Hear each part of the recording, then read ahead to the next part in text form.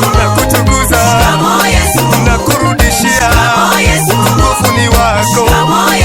Mbebe Yesu, beba utukufu Baba, tumekuamkia Baba, wakubwa wanaimba, watoto wanaimba, wamama wanaimba, wadada wanaimba,